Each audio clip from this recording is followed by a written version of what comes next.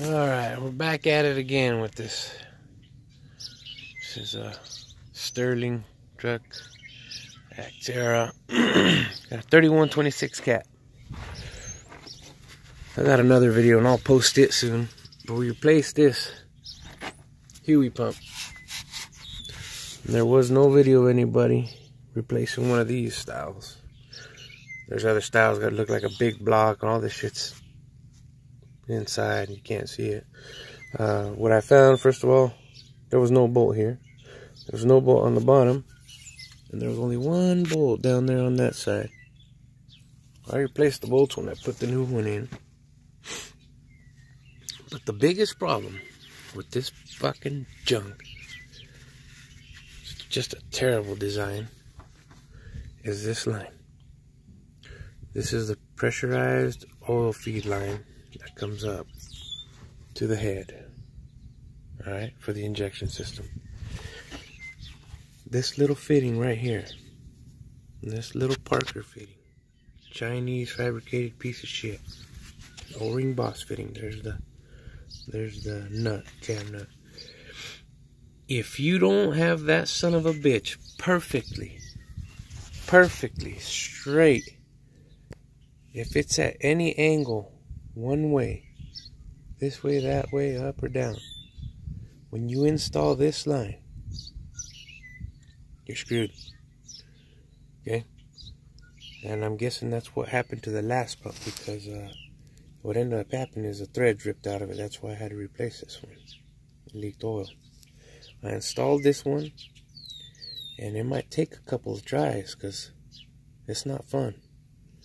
So I let it go. Now, because these are steel lines, they're very rigid. Okay? And they're never going to be the same, especially if this is a reman unit. Because that's all you can freaking get is a reman unit from these damn cat dealers. You do it just like they say. Turn this in by hand. All the way by hand with the jam nut backed all the way off. And then back counterclockwise. No more than one turn, and set it at 40 degrees from the pump. And install this line. Guess what's going to happen? Of course, the fucking engineers don't have to work on this shit. This line, when you tighten these nuts, this one and this one down, this line tweaks and turns every which way. You never know. So you got to be in here watching. Every time you turn it a little bit, it'll turn, because there's a flat surface on both sides in there. Okay? On the fitting there's a flat surface. On this line there's a flat surface. So when you squeeze this line, this nut down, it lines it up flat. Alright, to seal.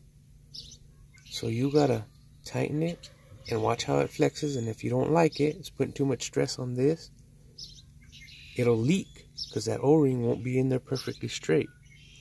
So you have to back it off. You gotta bend the line a little bit. Try it again.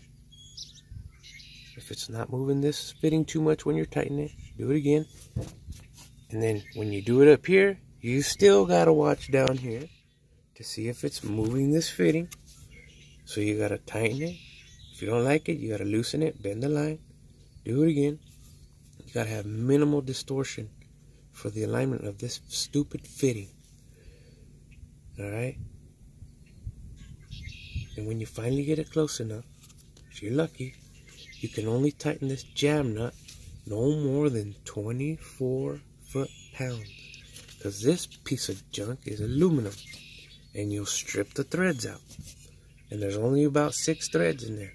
So you're screwed. Alright? Once again, a Caterpillar 3126 model. With this style of it's the high pressure oil pump. High pressure, high energy injection pump. Yeah, if you see it, just run. You see that son of a bitch? This truck comes in, complaint is an oil leak, and it's leaking right down here. and you make the mistake of saying it's the air compressor, it's this. This son of a bitch right here. Needless to say, I've done a lot of work. I'm doing a lot of work for free here because misdiagnosis was mine. But that pump there, not that one. That is cat engineering at its worst. So, man, maybe it'll help somebody. I don't know. Probably won't. But I just figured I'd add my 2 cents in out there in the digital world. Alright, we'll try it again here. Hopefully the customer doesn't have any more problems.